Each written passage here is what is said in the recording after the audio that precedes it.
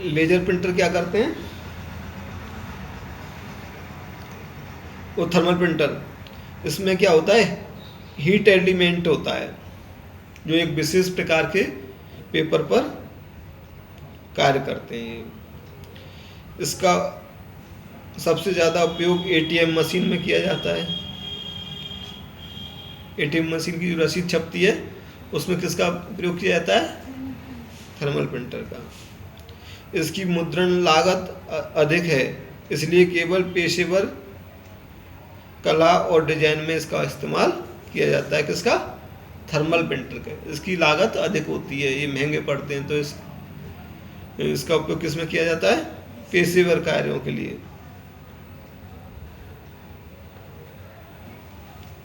Plotter, ये और भी जोरदार होता है। प्लॉटर इन सबसे अच्छा होता है।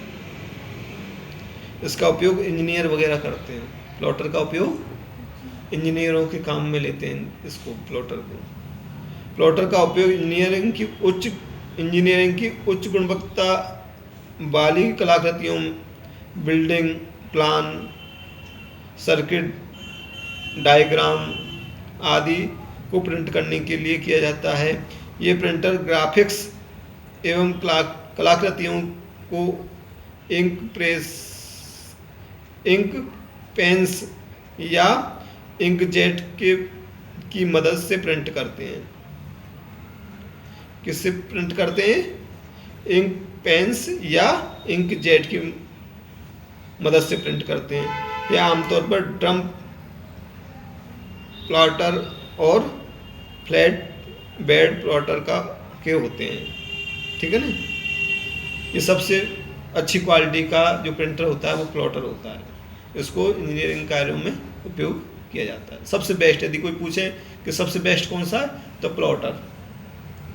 प्लॉटर का उपयोग अच्छे मतलब ऊंचे स्तर के कार्यों के लिए किया जाता है। स्पीकर, ये भी आउटपुट डिवाइस है। यह मल्टीमीडिया कंप्यूटर का एक हिस्सा है। स्पीकर ध्वनि विस्तारक का इस्तेमाल करते हैं जो कंपन के द्वारा ध्वनि का निर्माण करते हैं और ऑडियो आउटपुट प्रदान करते हैं। कंपन के द्वारा ध्वनि का निर्माण करते हैं और ऑडियो आउटपुट प्रदान करते हैं। कौन, स्पीकर। मल्टीमीडिया प्रोजेक्टर,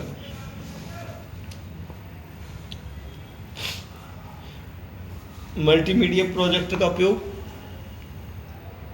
स्मार्ट क्लासों में किया जाता है। लोगों की एक बड़ी संख्या के लिए कंप्यूटर आउटपुट प्रदर्शित करने के लिए मल्टीमीडिया प्रोजेक्टर का इस्तेमाल किया जाता है। बहुत बड़ी भीड़ है, बहुत ज़्यादा लोगों को समझाना है, तो किसका उपयोग किया जाता है, प्रोजेक्टर का। यह व्यापक रूप से मीटिंग और कॉन्फ्रेंस के दौरान प्रेजेंटेशन दिखाने में उपयोग किया जाता है। प्रेजेंटेशन के लिए इसका उपयोग किया जाता है व्यापक रूप से। इनपुट आउटपुट डिवाइस, कुछ डिवाइस ऐसे होते हैं जो इनपुट भी होते हैं और आउटपुट भी होते हैं। कई पेरिफेरल्स डिवाइसों में इनपुट और आउटपुट डिवाइस दोनों के रूप में इस्तेमाल की क्षमता होती है। कुछ लोकप्रिय इनपुट आउटपुट डिवाइस निम्न हैं। फैक्स मशीन, इससे इनपुट भी होता है फैक्स मशीन से और आउटपुट भी होता है। ठीक है। आजकल तो इनका उपयोग ना के बराबर है। फैक्स मशीन डॉक्यूमेंट को शून्य और एक की श्रृंखला में, जिसे बिट मैप भी कहते हैं, इसको क्या बोलते हैं, बिट मैप भी कहते हैं। फैक्स मशीन डॉक्यूमेंट को शून्य और एक की श्रृंखला में परिवर्तित करता है, जिसको क्या बोलते हैं, बिट मैप भी बोला जाता है। शून्य और एक की श्रृंखला को क्या बोला जाता है, बिट मैप, जो कि सामान्य कंप्यूटर डेटा की तरह स्थानांतरित किया जा सकता है, जिसको सामान्य डेटा की तरह स्थानांतरित किया जा सकता है। जब फैक्स प्राप्त होता है तो फैक्स मशीन भेजे गए डेटा को शून्य और एक डॉट्स में परिवर्तित करती है और इमेज को दोबारा प्रिंट करती है। इस प्रकार यह इनपुट और आउटपुट डिवाइस दोनों के रूप में कार्य करता है। शून्य और एक के रूप में परिवर्तित करती है, जिसको क्या बोलते हैं? बिट में।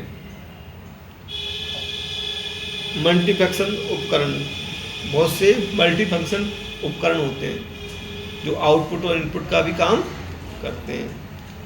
ये एक ही डिवाइस में भिन्न भिन्न प्रकार के कार्य कर सकते हैं। ये एक ही डिवाइस भिन्न भिन्न प्रकार के, जैसे ये है, ये स्कैन भी कर सकता है और प्रिंट भी कर सकता है।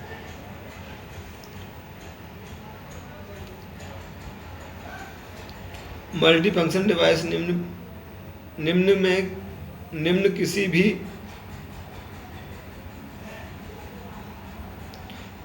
कम से कम दो डिवाइसों को कॉम्बिनेशन से मिलकर बनते हैं।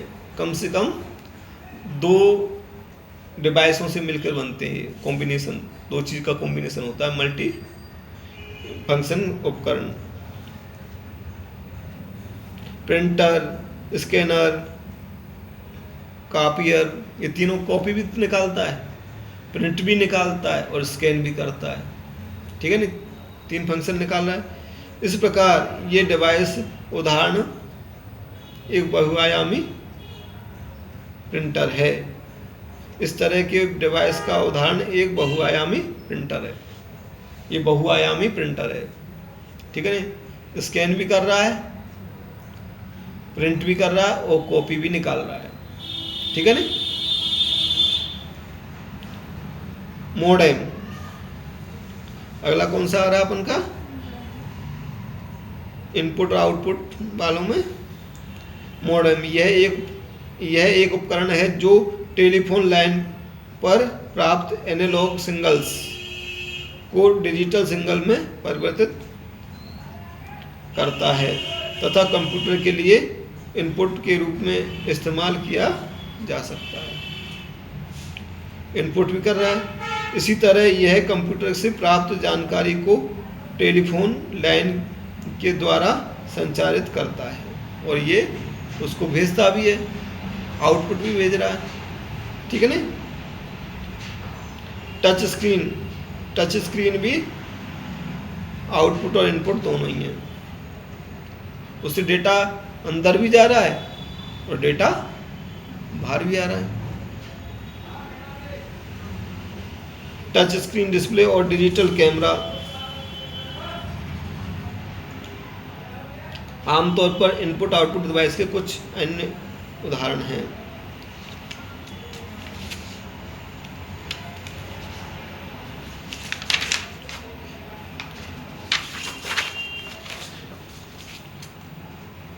कंप्यूटर मेमोरी, अगला कौन सा है? Computer memory. कंप्यूटर मेमोरी मानव मस्तिष्क के समान है। कंप्यूटर की मेमोरी को किससे तुलना की गई है? मनुष्य के मस्तिष्क से तुलना की है। किसकी? कंप्यूटर की मेमोरी की। कंप्यूटर मेमोरी डेटा एवं इंफॉर्मेशन को स्टोर करता है। डेटा और इंफॉर्मेशन को स्टोर करता है। कंप्यूटर मेमोरी एक भंडारण स्थान है जहां वह डेटा और इंफॉर्मेशन रखता है। भंडारण स्थान की तरह, कोई चीज़ को इकट्ठा करते हैं ना, उसकी तरह है ये। उसमें इकट्ठी होती रहती है मेमोरी, जहाँ डेटा और इंफॉर्मेशन रखा जाता है, जिसको प्रोसेस किया जाना मेमोरी के 3 प्रकार की होती है।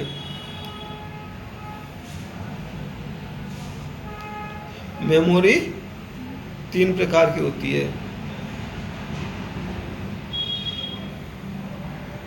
कैश मेमोरी, प्राइमरी मेमोरी, मुख्य मेमोरी और secondary memory. Cache memory cache memory, primary memory, मुख्य मेमोरी और सेकेंडरी मेमोरी। कैश मेमोरी तो एक हो गई, प्राइमरी मेमोरी एक हो गई, और मुख्य मेमोरी और सेकेंडरी मेमोरी।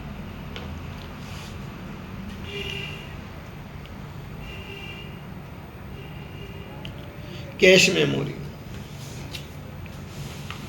कैश मेमोरी जो होती है, कैश मेमोरी बहुत ही उच्च गति अर्ध कंडक्टर मेमोरी होती है। कैश मेमोरी क्या होती है? बहुत ही उच्च गति अर्ध कंडक्टर मेमोरी होती है, जो सीपीयू और मुख्य मेमोरी की गति बढ़ा देती है। कैश मेमोरी का क्या कार्य है? सीपीयू और मुख्य मेमोरी की गति को बढ़ा देती है। कौन? Cache memory. यहाँ डेटा और प्रोग्राम के उस भाग को रखा जाता है जो सीपीयू द्वारा बार बार इस्तेमाल किया जाता है।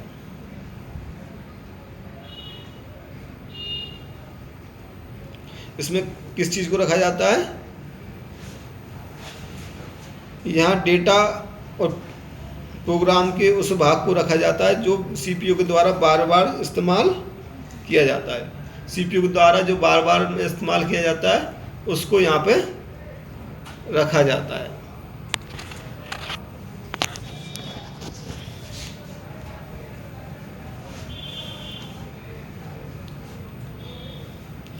जो सीपीयू डेटा और प्रोग्रामों के कुछ भाग ऑपरेटिंग सिस्टम के द्वारा डिस्क में कैश मेमोरी में स्थानांतरित किए जाते हैं। डेटा और प्रोग्रामों के कुछ भाग ऑपरेटिंग सिस्टम के द्वारा डिस्क से कैश मेमोरी में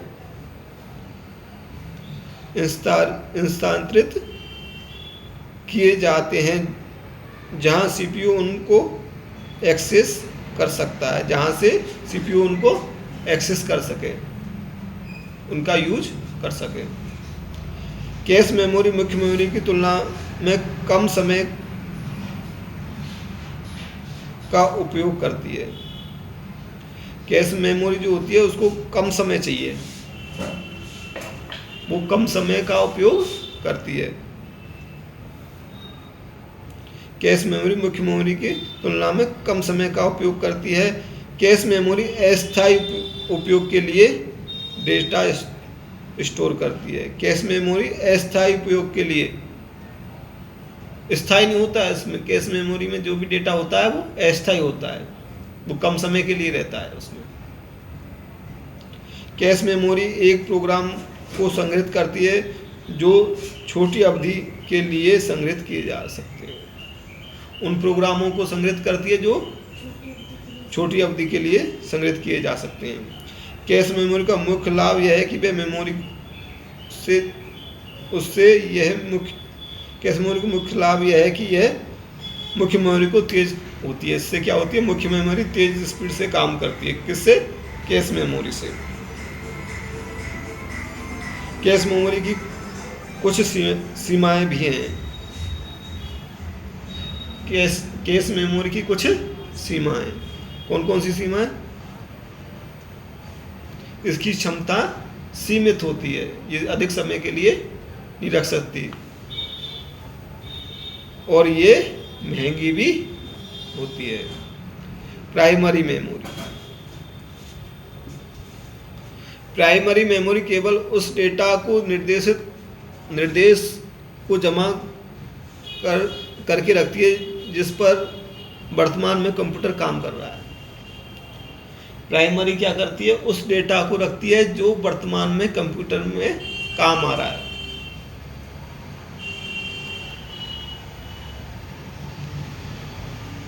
जब बिजली बंद हो जाती है तब यह मेमोरी डेटा खो देती है। जब इसकी पावर सप्लाई बंद हो जाती है तो ये भी अपने मेमोरी इसकी भी साफ हो जाती है, ये भी अपने डेटा को खो देती है। Primary memory. कौन सी मेमोरी? Primary memory. तब यह मेमोरी डेटा खो देती है। आमतौर पर यह मेमोरी अर्धचालक उपकरणों से बनी होती है।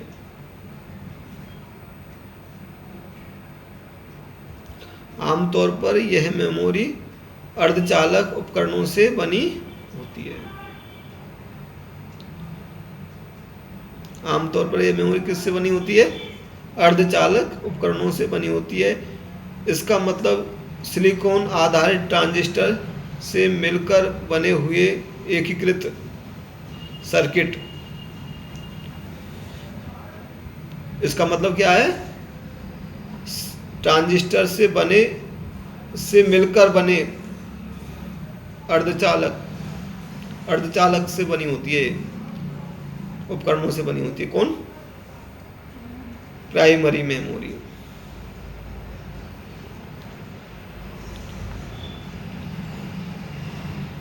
रैम इसका उदाहरण है।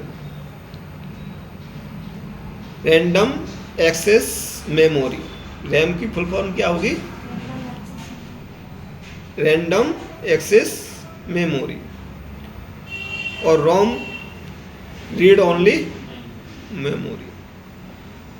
मुख्य मेमोरी के दो उदाहरण हैं। ये क्या है? मुख्य मेमोरी के उदाहरण हैं। रैम परिवर्तनशील होती है। परिवर्तनशील को क्या बोलते हैं? वोलेटाइल। वोलेटाइल बोलते हैं किसको? परिवर्तनशील।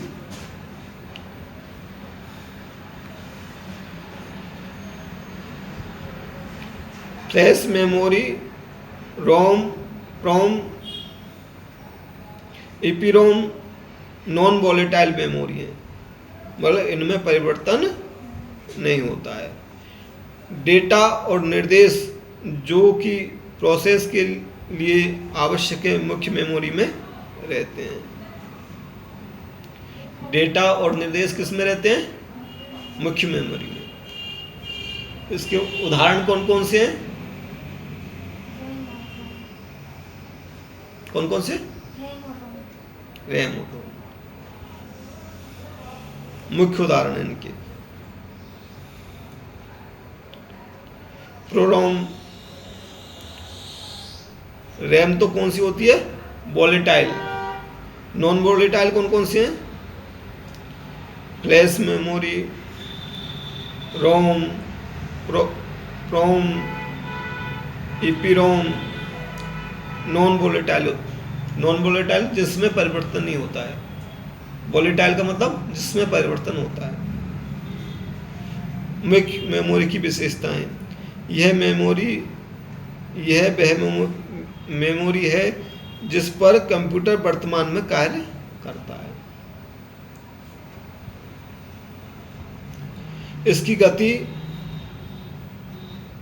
सेकेंडरी मेमोरी से तेज होती है।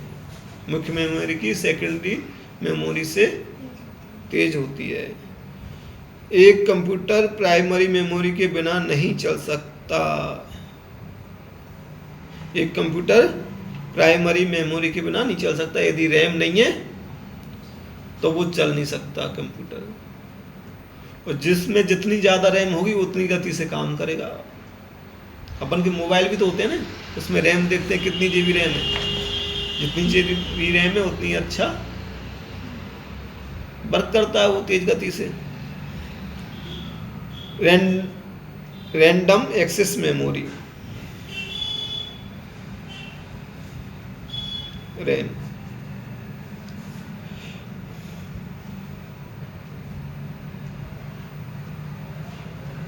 कंप्यूटर में पढ़ने और लिखने की मेमोरी को कंप्यूटर मेमोरी कहा जाता है। कंप्यूटर के पढ़ने और लिखने की मेमोरी को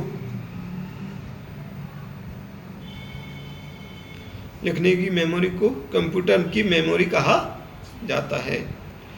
इसमें उपयोगकर्ता पढ़ने के साथ ही इंफॉर्मेशन लिख भी सकते हैं। इसमें पढ़ने के साथ साथ लिख भी सकते हैं। रैम में किसी भी स्थान का पता निर्देशित करने के बाद उस स्थान पर पहुंचा जा सकता है।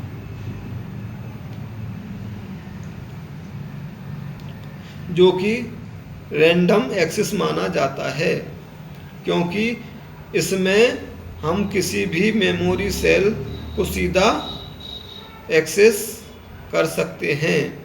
अगर हमें उस मेमोरी सेल का एड्रेस पता हो, स्टोरेज सेल जो कि बहुत सारे ट्रांजिस्टरों से मिलकर बनी होती है के अंदर डेटा को स्टोर रख सकते हैं। रैम दो प्रकार की होती है, डायनेमिक रैम और स्टैटिक रैम।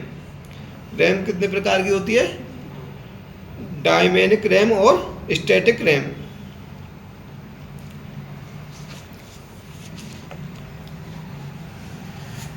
डी रैम और S RAM.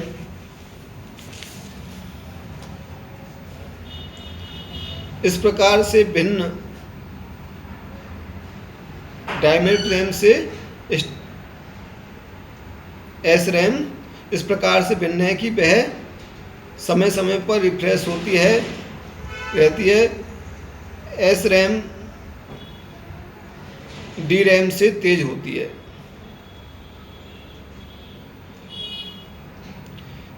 Static RAM dynamic RAM से तेज होती है और एस रैम की लागत भी ज़्यादा होती है। एस रैम की लागत भी ज़्यादा होती है। एस रैम सामान्यतः सीपीयू केस के लिए उपयोगी होती है और डी रैम कंप्यूटर की मुख्य मेमोरी के लिए उपयोगी होती है। रैम के कुछ अन्य प्रकार, ईडीओ रैम। ईडीओ रैम्स में किसी भी मेमोरी स्थान तक पहुंचा जा सकता है। यह 256 इंफॉर्मेशन बाइट्स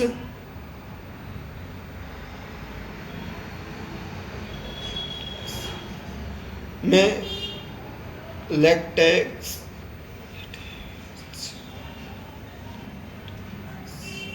में स्टोर रहती है। एसडी रैम, ये रैम चिप उसी क्लॉक रेट का उपयोग करती है जो सीपीयू करता है। DDR SD RAM, double data rate SD RAM. यह रैम डेटा का स्थानांतरण क्लॉक के दोनों किनारों पर होती है। रीड ओनली मेमोरी रोम। अगला है रीड ओनली मेमोरी। यह नॉन वॉलेटाइल मेमोरी है। नॉन वॉलेटाइल का मतलब जिसमें परिवर्तन नहीं होता। यह बिजली चले जाने के बाद भी जानकारी और डेटा को संग्रहित करके रखती है। लाइट बंद होने के बाद में, सीपीयू को शट डाउन होने के बाद में भी डेटा को संग्रहित रखती है। कौन सी? रोम।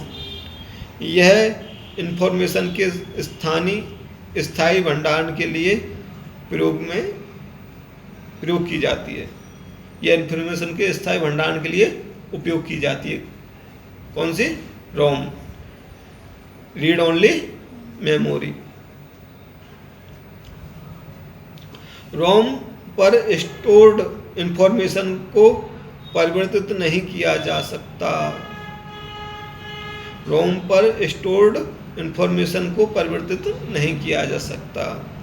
इस मेमोरी में जो भी संग्रहित किया जाता है वह हमेशा के लिए फिक्स होता है। इसमें जो संग्रहित किया जाता है वो हमेशा के लिए फिक्स हो जाता है, अर्थात उसे बदला नहीं जा सकता।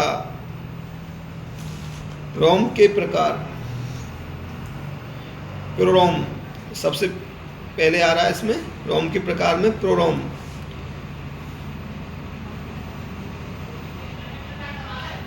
प्रोरोम का मतलब है प्रोग्रामेबल रीड ओनली मेमोरी। इसका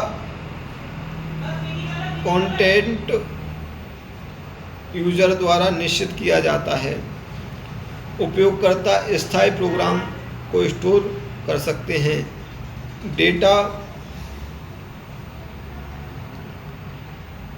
प्रोग्रामों का उपयोग कर इसे इसमें भेजा जाता है। डेटा प्रोग्रामों का उपयोग कर इसमें भेजा जाता है। EPROM variable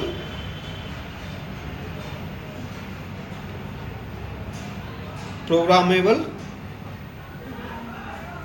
read only memory. EPROM पर संग्रहित इंफॉर्मेशन को 15 मिनट के लिए यूवी किरणों के सामने प्रदर्शित करके मिटाया जा सकता है। इसको मिटाया जा सकता है। इस प्रोसेस के द्वारा स्टोर्ड इंफॉर्मेशन के किसी एक हिस्से को मिटाना संभव नहीं, बल्कि पूरा कंटेंट ही मिटाया जा सकता है। एक चीज नहीं मिटेगी, पूरा कंटेंट ही इसमें से मिटेगा। ईपीरोम सस्ती एवं विश्वसनीय होती है। Erasable programmable read only memory. EPROM का फुल फॉर्म क्या होगी? इरेजेबल प्रोग्रामेबल इरेजेबल और programmable read only memory. Flash memory, यह मेमोरी एक विद्युतीय प्रभाव द्वारा मिटाने एवं प्रोग्राम करने योग्य स्थायी मेमोरी है। यह विद्युत प्रभाव से तो इसको मिटाया जा सकता है और प्रोग्राम करने के लिए योग्य एवं स्थायी मेमोरी है। यह मेमोरी एक ट्रांजिस्टर मेमोरी का उपयोग करती है। किसका उपयोग करती है? कौन सी? फ्लैश मेमोरी, जिसके परिणाम स्वरूप यह सबसे उच्च पैकिंग घनत्व, कम बिजली की खपत, कम लागत और उच्च विश्वसनीयता वाली मेमोरी है। कौन सी मेमोरी? Flash memory. इसका उपयोग डिजिटल कैमरा, MP3 प्लेयर में किया जाता है। Secondary memory,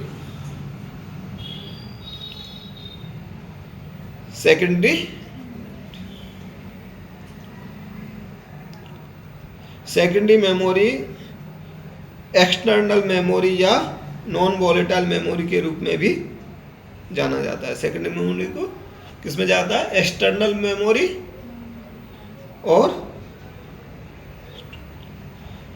non volatile memory के रूप में जाना जाता है। किसको? सेकेंडरी मेमोरी को। यह मुख्य मेमोरी की तुलना में धीमी होती है। यह मुख्य मेमोरी की तुलना में धीमी होती है। इसका उपयोग स्थायी रूप से डेटा और इंफॉर्मेशन के भंडारण के लिए किया जाता है। रूटीन द्वारा मेमोरी को एक्सेस करता है। CPU सीधे इन मेमोरी का उपयोग नहीं करता। सेकेंडरी मेमोरी का उपयोग कंप्यूटर सीधा उपयोग नहीं करता है, बल्कि वह इनपुट आउटपुट रूटीन द्वारा मेमोरी को एक्सेस करता है। सेकेंडरी मेमोरी के कंटेंट पहले मुख्य मेमोरी में स्थानांतरित होते हैं। सेकेंडरी मेमोरी के मुख्य कंटेंट किस में स्थानांतरित होते हैं? मुख्य मेमोरी के। और इसके बाद में CPU इसका उपयोग करता है। सेकेंडरी मेमोरी की विशेषताएं। सेकेंडरी मेमोरी की विशेषताएं।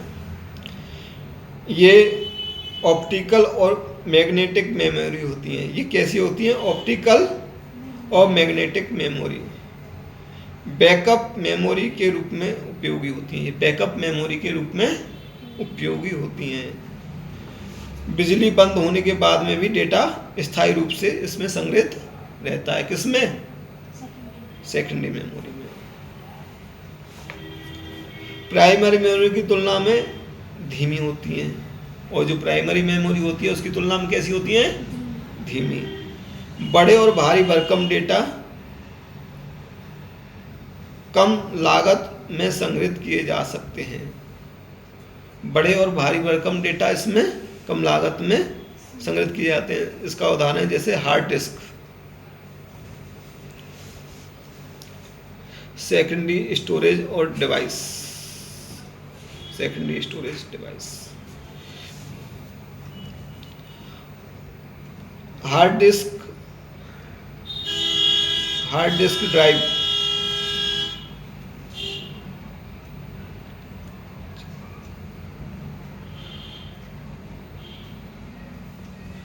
यह एक डेटा भंडारण डिवाइस है। ये क्या है? डेटा भंडारण डिवाइस। हार्ड डिस्क जो है एक डेटा भंडारण डिवाइस है।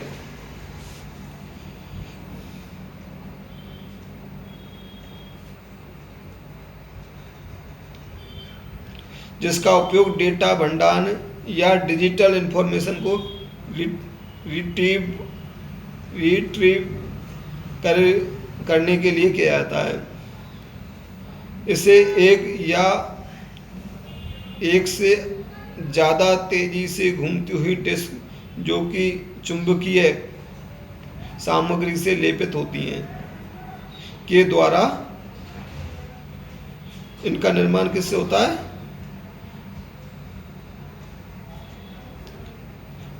चुंबकीय सामग्री से लेपित डिस्क से होता है इनका। एक या एक से ज़्यादा घूमती हुई चुंबकीय डिस्क से होता है, चुंबकीय लेपित डिस्क से होता है।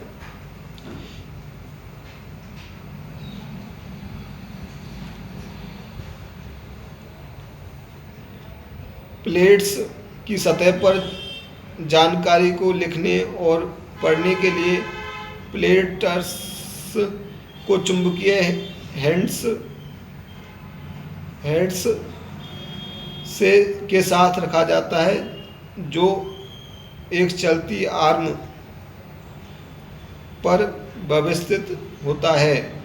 डेटा रैंडम एक्सेस ढंग से प्राप्त किया जा सकता है। इसका मतलब है कि डेटा को किसी भी क्रम में प्राप्त किया जा सकता है। इससे डेटा को किसी भी क्रम में प्राप्त किया जा सकता है। एक ही क्रम में नहीं, उल्टा सीधा कैसे भी अपन इसमें डेटा को प्राप्त कर सकते हैं।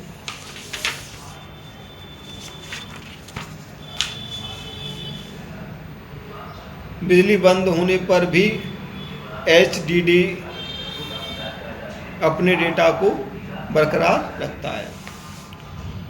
हार्ड डिस्क ड्राइव की मुख्य विशेषता है उसकी क्षमता और प्रदर्शन है। इसकी मुख्य विशेषता है इसकी क्षमता और प्रदर्शन। 1 terabyte disk drive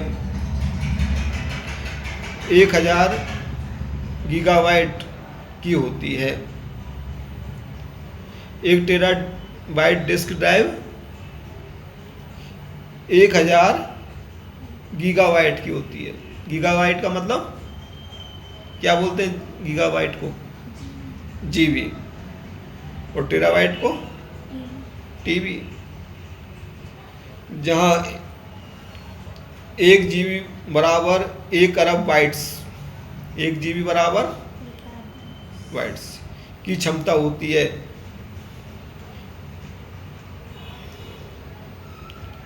disk drive की परफॉर्मेंस कितने समय में कितना डेटा रिट्रीव किया गया है उसके अनुसार मापी जाती है, जैसे डेटा रेट। ऑप्टिकल डिस्क, अगला है ऑप्टिकल डिस्क। सभी ऑप्टिकल डिस्क वृत्ताकार थाली के आकार की होती हैं। सभी ऑप्टिकल डिस्क कैसी होती हैं? वृत्ताकार थाली के रूप में। ये अलग अलग आकार और भंडारण क्षमता में आती हैं। ये अलग अलग आकार और भंडारण क्षमता के रूप में आती हैं। इनका आकार भी अलग होता है और भंडारण क्षमता भी अलग होती है। ऑप्टिकल डिस्क है WORM,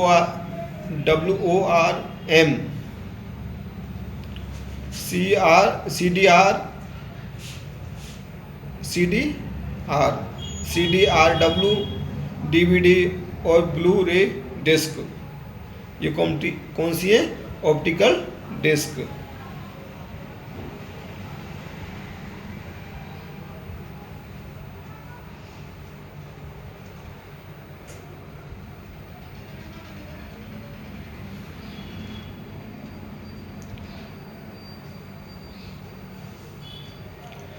अब इसमें दे रखा है CDR कितनी की कैपेसिटी क्या होती है? 650 से 700 MB तक की एक लेयर होती है इसमें, और इसको रिकॉर्ड किया जा सकता है। ठीक है नहीं? और 650 फिर DVD रोम 4.7 GB की होती है। DVD रोम कितनी की होती है? 7 GB की होती है, और इसमें भी एक लेयर होती है। DVDR 4.7 GB की होती है, इसमें भी एक लेयर होती है और इसको रिकॉर्डेबल होती है ये। ठीक है नहीं? DVD प्लस RW ये 4.7 GB की होती है, ये भी 1 GB की होती है, और इसको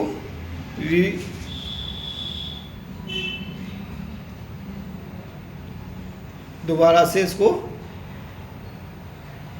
राइट किया जा सकता है, दोबारा से इसको रिकॉर्ड किया जा सकता है। फिर DVDR-DL ये इसकी क्षमता होती है 8.5 GB। इसमें 2 लेयर होती हैं और इसको रिकॉर्डेबल होती है। ठीक है ना?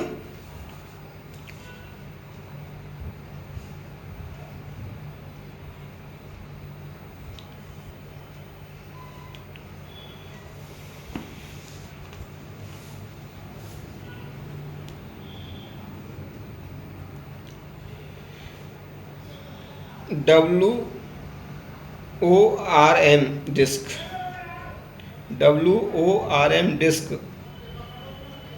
CD recordable disc, CD recordable disc, WORM। CDR recordable disc. WRM का मतलब होता है write only, write once, read many. WORM का मतलब होता है राइट वंस, एक बार लिखा जाता है और कई बार पढ़ा जा सकता है उसको। यह कॉम्पैक्ट डिस्क रिकॉर्डेबल CDR है, या कॉम्पैक्ट डिस्क रिकॉर्डेबल CDR है। CD रिकॉर्डिंग ड्राइव में माध्यम से WORM disc CD hard disk में एक बार ही डाटा को स्टोर कर सकते हैं।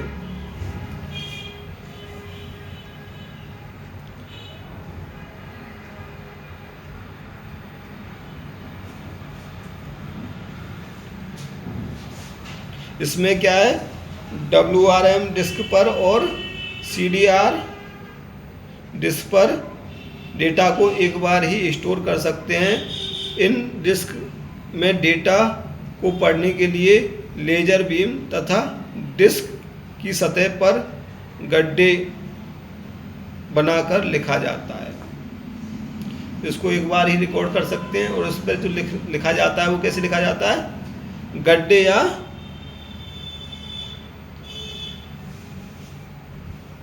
जिस पर गड्ढे बनाकर लिखा जाता है इसको। कॉम्पैक्ट डिस्क,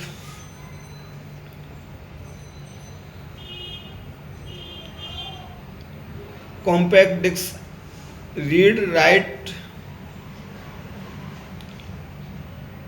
अथवा CDR-RW, यह WORM डिस्क के समान है, लेकिन आप इसमें सूचना को कई बार मिटा और लिख सकते हैं। किसमें, कॉम्पैक्ट डिस्क में, CDR-W, ठीक है ना।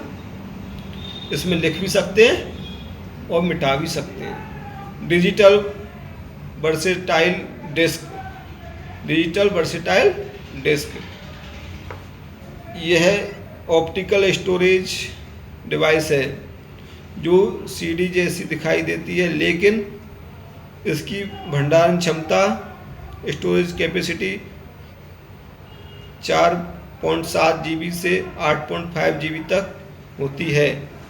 DVD को एकल परत डिस्क, सिंगल लेयर डिस्क या डबल परत डिस्क के रूप में वर्गीकृत किया जा सकता है। यह अधिकतर उच्च गुणवत्ता वाली फिल्मों और ऑडियो फाइलों के भंडारण के लिए उपयोग में किया जाता है। इनका उपयोग Blu ray print, Blu ray disc, Blu ray disc, यह भविष्य में मौजूदा DVD की जगह ले सकती है। ये डिस्क भी अतिरिक्त क्षमता, उच्च घनत्व डेटा स्टोर करने के साथ रिकॉर्डिंग के लिए लेजर बीम का उपयोग करती है। इसकी भंडारण क्षमता 50 GB से लेके और 500 GB तक होती है। Blu ray disc, pen drive, flash में फ्लैश मेमोरी,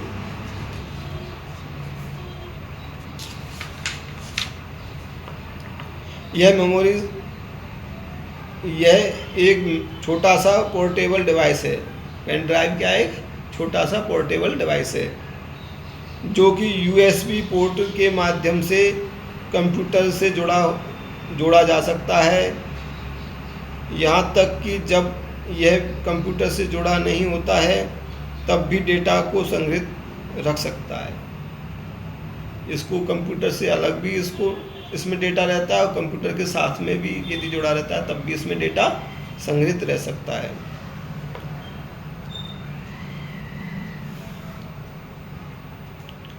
यह आसानी से डिस्कनेक्ट हो जाता है, और यह आसानी से डिस्कनेक्ट हो जाता है और सुरक्षित रूप से कहीं भी ले जाया जा सकता है, और सुरक्षित रूप से कहीं पे भी इसको ले जा सकते हैं। इसको ले जाने लाने में कोई दिक्कत नहीं है। Smart media card,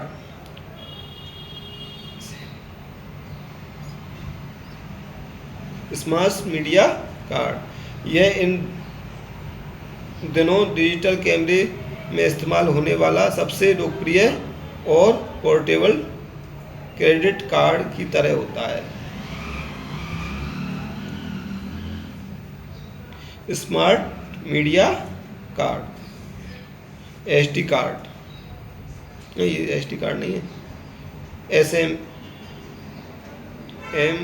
SMC, smart media card. अगला है secure digital card, SD card. यह दूसरी पीढ़ी मल्टीमीडिया कार्ड है।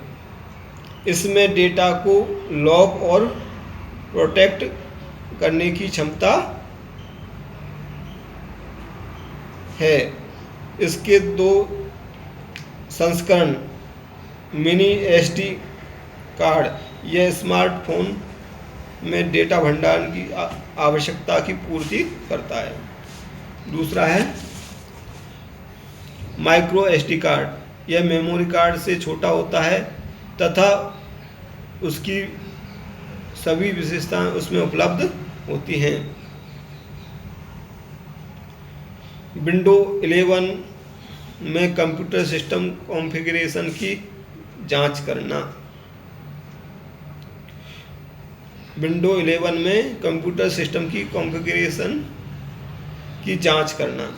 विंडो 11 पर आपने अपने कंप्यूटर सिस्टम की जानकारी जैसे ऑपरेटिंग सिस्टम, प्रोसेसर, वितरण, रैम और अन्य विशेषताओं की को कई तरीकों से को देख सकते हैं। अपन उस दिन बताया था ना मैंने, कंप्यूटर के अंदर की जानकारी तुम्हारे लिए बताई थी ना, कितनी जीबी होता है, कौन सा इसमें प्रोसेसर लगा हुआ है। तो वो ये इसमें विंडो 11 के कंप्यूटर सिस्टम की कॉन्फ़िगरेशन जांच करना। विंडोज 11 पर आप अपने कंप्यूटर सिस्टम की जानकारी जैसे ऑपरेटिंग सिस्टम समझ में आ रही है, प्रोसेसर, विवरण, रैम, अन्य विशेषता को कई तरीकों से देख सकते हैं। सेटिंग का उपयोग करना। अपने कंप्यूटर की मूल प्रणाली जानकारी, बेसिक सिस्टम इंफॉर्मेशन देखने के लिए सेटिंग पर क्लिक करें।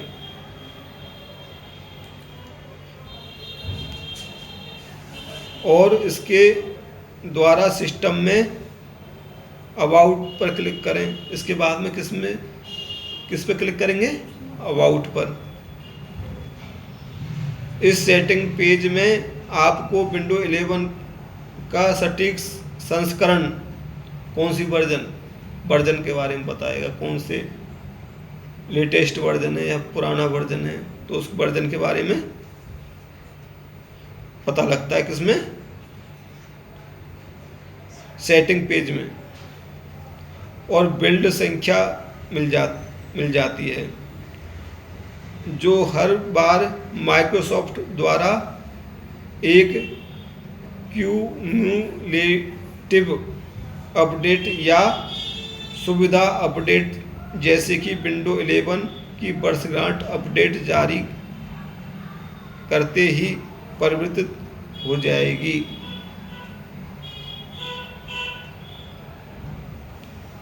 आप अपने सिस्टम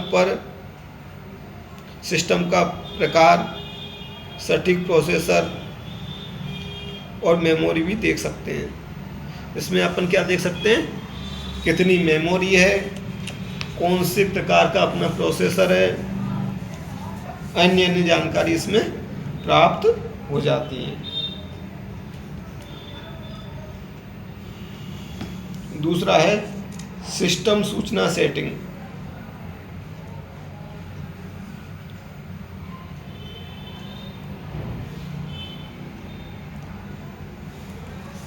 सिस्टम सूचना का उपयोग करके यूजिंग सिस्टम इंफॉर्मेशन।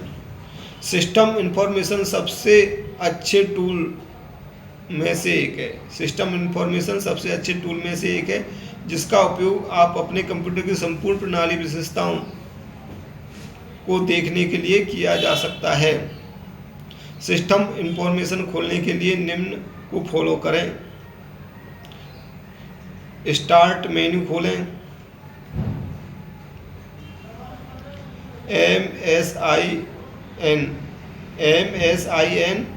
F032 या सिस्टम इंफॉर्मेशन सर्च करें और इंटर दबाएं।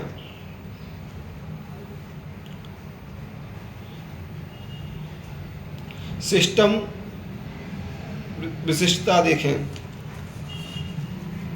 सिस्टम की जानकारी आपको पूरे सिस्टम विवरण के साथ रिपोर्ट के रूप में संग्रहित की जा सकती है। यह तब उपयोगी हो सकता है जब आपका हार्डवेयर कार्य करना बंद कर दे, ताकि आप जान सकें कि आपके कंप्यूटर के अंदर क्या है। एक रिपोर्ट बनाने के लिए निम्नलिखित कार्य करें। सिस्टम इंफॉर्मेशन खोलें। क्या करेंगे अपन? सिस्टम इंफॉर्मेशन को खोलेंगे।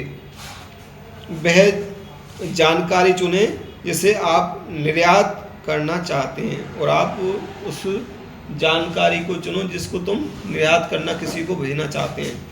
उदाहरण के लिए यदि आप सिस्टम समरी का चयन करते हैं तो आप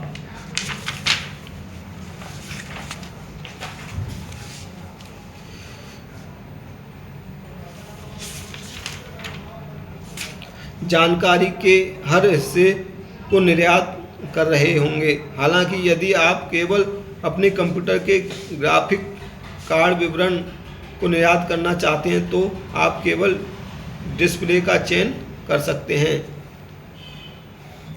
फाइल पर क्लिक करें, एक्सपोर्ट पर क्लिक करें।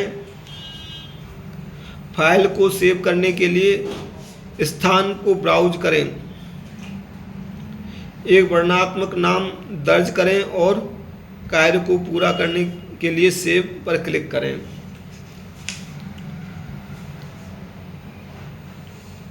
रिपोर्ट एक टेक्स्ट फाइल के रूप में होती है जिसे आप किसी भी टेक्स्ट व्यू के साथ खोल सकते हैं, यहाँ तक कि आप स्मार्टफोन पर भी। कमांड प्रॉम्प्ट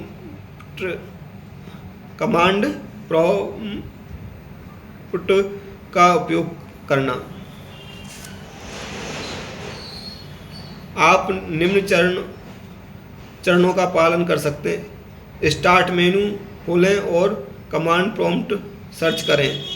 कमांड प्रॉम्प्ट पर राइट क्लिक करें और एडमिनिस्ट्रेटर के रूप में रन चुनें। System in of command type करें और इंटर दबाएं।